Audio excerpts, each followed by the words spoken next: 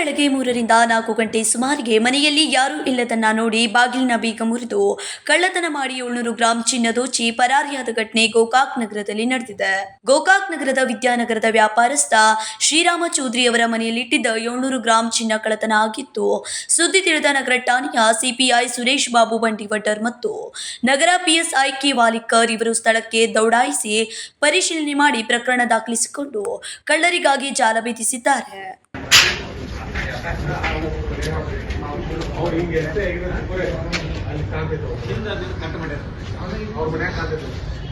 ಇಲ್ಲಿಂದ ಎಂಟ್ರಿ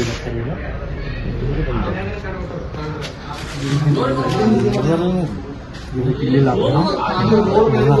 ಮನೆ ಯಾಕಂತ ಸೇಮ್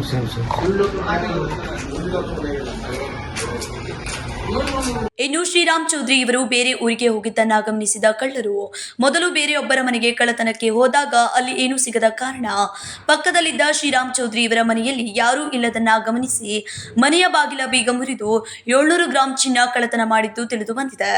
ಕಳ್ಳತನಕ್ಕೆ ಮನೆಯ ಮಾಲೀಕ ಶ್ರೀರಾಮ್ ಚೌಧರಿ ಅವರ ನಿರ್ಲಕ್ಷ್ಯವೇ ಕಾರಣ ಅಂತ ಅನ್ನಬಹುದು. ಯಾಕಂದ್ರೆ ದಿನ ಪ್ರತಿ ನಗರ ಪೊಲೀಸರು ಸಾರ್ವಜನಿಕರಿಗೆ, ವ್ಯಾಪಾರಸ್ಥರಿಗೆ, ಇನ್ನುಳಿದವರಿಗೂ ಕೂಡ ಸಿಸಿಟಿವಿ ಅಳವಡಿಸಲು ಪರಸ್ಥಳಕ್ಕೆ ಹೋಗುವಾಗ ಸ್ಥಳೀಯ ಪೊಲೀಸ್ ಠಾಣೆಗೆ ತಿಳಿಸಿದ್ರೂ ಸಹ ಸಾರ್ವಜನಿಕರು ನಿರ್ಲಕ್ಷ್ಯ ತೋರಿಸೋದ್ರಿಂದ ಇಂತಹ ಕಳ್ಳತನ ಆಗುತ್ತಲ್ಲವೇ? ಅಷ್ಟೇ ಅಲ್ಲ, ಸಿಸಿಟಿವಿ ಅಳವಡಿಸದಿರೋದು ಕಳ್ಳತನ ಮಾಡಲಿಕ್ಕೆ ಸಹಕಾರಿಯಾಗುತ್ತಲ್ಲವೇ? ಇದರ ಜೊತೆಯಲ್ಲಿ ಜನನಿ ಬೀಡ್ ಪ್ರದೇಶವಾದ ವಿದ್ಯಾನಗರದಲ್ಲಿ ಮನೆಯಲ್ಲಿಟ್ಟಿದ್ದ ಅಪಾರ ಪ್ರಮಾಣದ ಚಿನ್ನ ಕಳ್ಳತನವಾಗಿತ್ತು. ಸ್ಥಳೀಯರು ಈ ಕಳ್ಳತನದ ಬಗ್ಗೆ ಸಂಶಯ ವ್ಯಕ್ತಪಡಿಸಿದ್ದಾರೆ. ಇನ್ನಾದರೂ ಸಾರ್ವಜನಿಕರು ಸಿಸಿಟಿವಿ ಅಳವಡಿಸಿ ಕಾನೂನಿಗೆ ಸಹಕರಿಸಬೇಕಾಗಿದೆ. ಆಗ ಮಾತ್ರ ಕಳ್ಳತನಕ್ಕೆ ಬ್ರೇಕ್ ಹಾಕಲು ಸಾಧ್ಯ. Manohar Megeri, KMM Kannada news, Gokak.